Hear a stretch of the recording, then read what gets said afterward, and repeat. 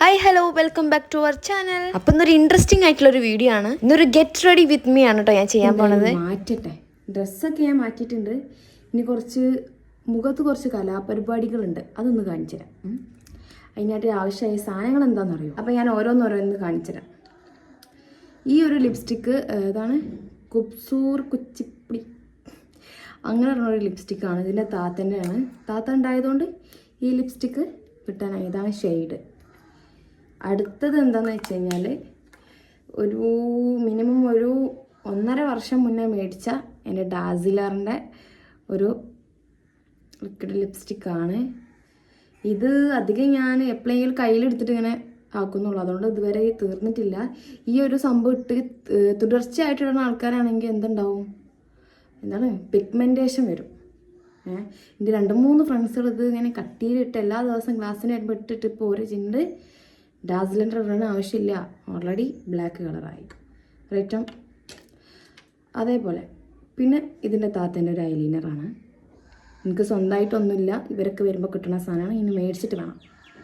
ഡാസിലറിൻ്റെ ഒരു ഐലൈനർ. പിന്നെ ഇത് താത്തേൻ്റെ കുട്ടിൻ്റെ ഒരു ഐബ്രോ പെൻസിൽ.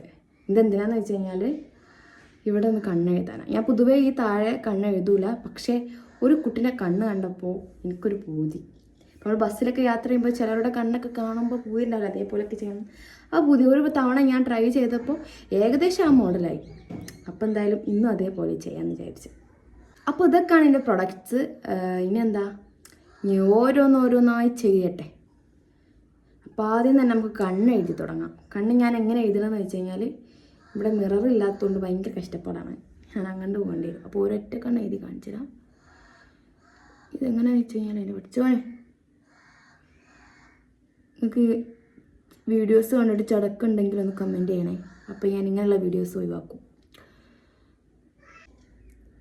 നിങ്ങൾ കാണുന്നുണ്ടോ എന്ന് എനിക്കറിയില്ല, എനിക്കും കാണുന്നില്ല, അതാ ചോദിച്ചത്.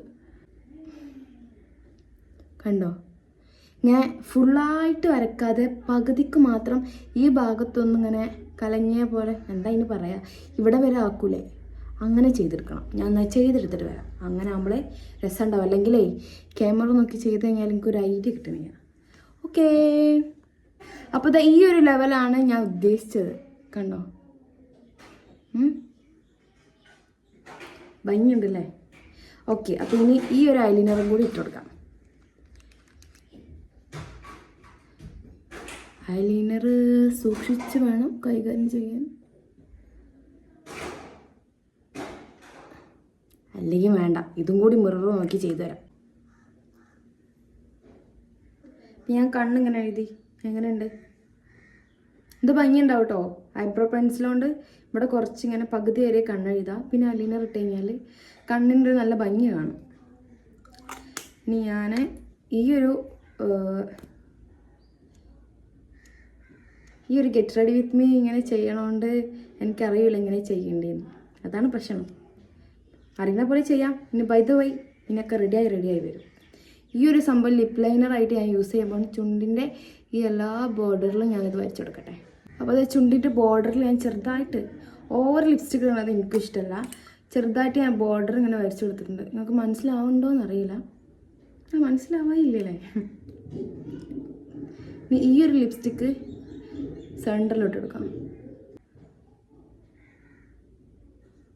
ലിപ്സ്റ്റിക് ഇട്ടതിന് ശേഷം നല്ല രസമുണ്ടായിരുന്നു കേട്ടോ. ആ ഷെയ്ഡാണെങ്കിൽ എനിക്ക് ചേരണുണ്ട്. എന്തായാലും എനിക്ക് ഇഷ്ടമായി. ഇപ്പം എല്ലാവരും ഒന്ന് ട്രൈ ചെയ്ത് കൊടുക്കുക. എന്താണ് കുബ്സൂർ കുച്ചിപ്പുടി, പേര് കേട്ടാൽ തന്നെ ചിരി വരുന്നുണ്ട് അല്ലേ? ഈ ഒരു ലിപ്സ്റ്റിക് തന്നെ ഇനി ഞാനൊന്ന് ബ്ലഷ് ആക്കി യൂസ് ചെയ്യണം. പിന്നെ ഞാൻ പറഞ്ഞ പോലെ കണ്ണ് എഴുതാണ്ടെങ്കിൽ കണ്ണ് നല്ല ഭംഗി ഉണ്ടാവും കേട്ടോ. എനിക്ക് എന്തായാലും നല്ല ഇഷ്ടമായിട്ടോ. ഞാൻ 2ാമത്തെ പ്രാവശ്യമാണ് ഇതേപോലെ ചെയ്യും. ഞാൻ എടുക്കുന്ന ഈ ഗെറ്റ് റെഡി വിത്ത് മീ ചടക്കുന്നുണ്ടെങ്കിൽ ഒന്ന് കമന്റ് ചെയ്യണം. ഫസ്റ്റ് വീഡിയോ ആണല്ലോ, ഇനി വരുന്ന വീഡിയോസ് ഒക്കെ ചിലപ്പോൾ ശരിയാവും. ബ്ലഷ് കിട്ടിയതിന് ശേഷം ഞാൻ ക്യൂട്ട്നെസ് അങ്ങോട്ട് വാരി എറിയുണ്ടല്ലേ. ഇനി സ്കാർഫ് ചെയ്യാൻ പോകണം കേട്ടോ. സ്കാർഫ് ചെയ്യണ മുന്നേ ഈ ഒരു സംഭവം ഉണ്ടല്ലോ, ഇവിടെ പറയാ തൊപ്പിന്നാണ് കേട്ടോ. ഈ സംഭവം ഇട്ടതിന് ശേഷമാണ് നിങ്ങൾ ഷാൾ ഇട്ടുണ്ടെങ്കിൽ നല്ല വൃത്തിക്ക് ഷാൾ നിൽക്കും. അതിന് ഏത് ഷാൾ ആയിക്കോട്ടെ, അതിന്റെ കൂടെ ഇത് ഇടുകയാണെങ്കിൽ നല്ല വൃത്തിക്ക് നിൽക്കൂട്ടോ. കൂടുതലും തലേന്ന് പോവാതെ ഇത് പിടിച്ച് നിൽക്കും ഷോളിന്. കൂടുതൽ നേരെ ചുറ്റിയൊന്നും കൊളാവാതെ നിൽക്കാൻ വേണ്ടിയിട്ട് ഈ ഒരു സംഭവം നമ്മളെ ഹെൽപ്പ് ആക്കും. നോർമലി ഷോൾ ഇടുന്ന ആൾക്കാരാണെങ്കിലും ഇത് യൂസ് ചെയ്യാം. ഷോൾ തലേന്ന് പോവാതെ ഇത് നമ്മളെ ഹെൽപ്പ് ആക്കും കേട്ടോ. വീഡിയോസ് ആദ്യമായിട്ടാണ് കാണുന്നവരുണ്ടെങ്കിൽ ലൈക്ക് ചെയ്യാനും ഷെയർ ചെയ്യാനും കമന്റ് ചെയ്യാനും സബ്സ്ക്രൈബ് ചെയ്യാനും മറക്കരുത് കേട്ടോ. വീഡിയോസ് നിങ്ങൾക്ക് ഇഷ്ടമായിട്ടുണ്ടെങ്കിൽ എന്തായാലും നിങ്ങൾ കമന്റ് ചെയ്യണം. അങ്ങനെ ഇനി സ്കാർഫ് ചെയ്യാൻ പോകണം. സ്കാർഫ് ചെയ്യുമ്പോൾ ഞാൻ ഓരോ രീതിക്ക് ഇങ്ങനെ സ്റ്റൈൽ ചെയ്തുകൊണ്ടിരിക്കുന്നു കേട്ടോ. പക്ഷെ എങ്ങനെ ആയാലും നമുക്ക് ആ ഒരു ഇത് കിട്ടണില്ല.